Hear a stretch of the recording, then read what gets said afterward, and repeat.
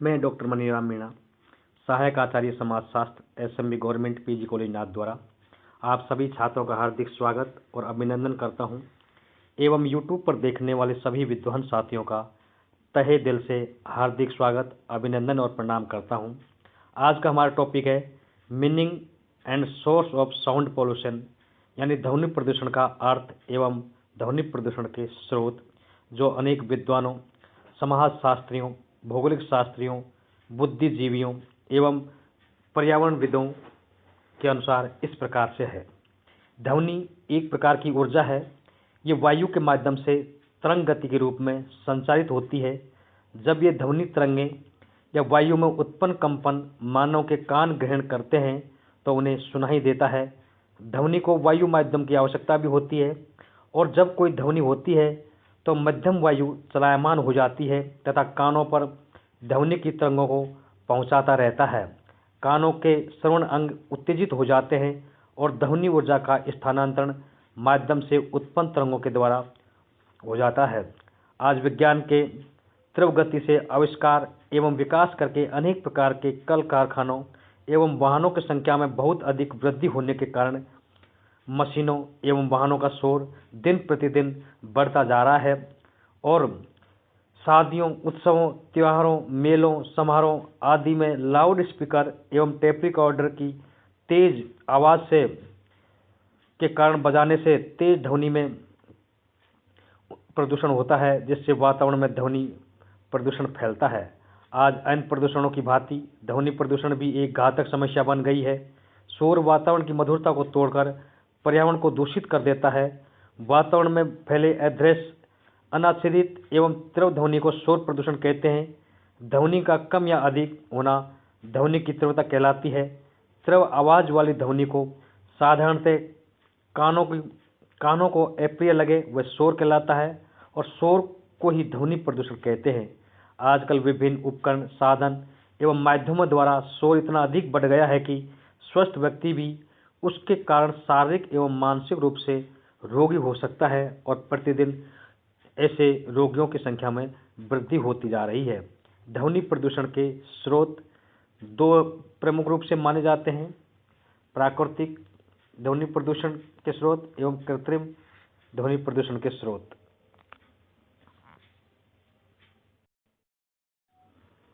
ध्वनि प्रदूषण के स्रोत प्रमुख रूप से दो माने गए हैं: प्राकृतिक एवं कृत्रिम। आज अन्य प्रदूषण की भांति ध्वनि प्रदूषण भी एक घातक समस्या बनता जा रहा है। शोर वातावरण की मधुरता को तोड़कर पर्यावरण को दूषित कर देता है। वातावरण में फैले अदृश्य, अनाच्छादित एवं तीव्र ध्वनि को शोर प्रदूषण कहते हैं। ध्वनि का कम या अधिक होना ध्वनि की तीव्रता कहलाती है। तीव्र आवाज़ वाली ध्वनि को साधारणतः कानों को अप्रिय लगे तो वह शोर कहलाता है और शोर को ही ध्वनि प्रदूषण कहते हैं। आजकल विभिन्न उपकरणों, साधनों एवं माध्यमों द्वारा शोर इतना अधिक बढ़ गया है कि स्वस्थ व्यक्ति भी उसके कारण अनेक प्रकार से शारीरिक और मानसिक रूप से बीमार हो सकता है और बीमार हो भी रहे हैं। ध्वनि प्रदूषण के दो प्रमुख स्रोत माने गए हैं: प्राकृतिक स्रोत एवं कृत्रिम स्रोत। ध्वनि प्रदूषण के प्राकृतिक स्रोत इस प्रकार से हैं: प्राकृतिक ध्वनि स्रोतों से उत्पन्न शोर क्षणिक एवं कभी भी उत्पन्न होने वाला प्रदूषण है। इस प्राकृतिक प्रदूषण के अंतर्गत बिजली का कड़कना, बादलों की गड़गड़ाहट, तेज वर्षा, तूफान, भूकंप एवं ज्वालामुखी विस्फोट आदि के समय उत्पन्न जो ध्वनियाँ आती हैं वो प्राकृतिक स्रोत की श्रेणी के अंतर्गत आते हैं।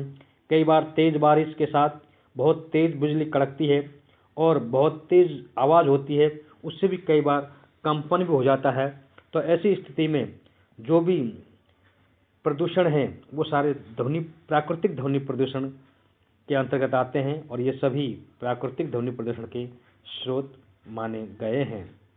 सेकंड पॉइंट है कृत्रिम ध्वनि प्रदूषण के स्रोत। कृत्रिम ध्वनि प्रदूषण के स्रोत ध्वनि प्रदूषण के कृत्रिम स्रोतों के अंतर्गत मनोरंजन के साधन,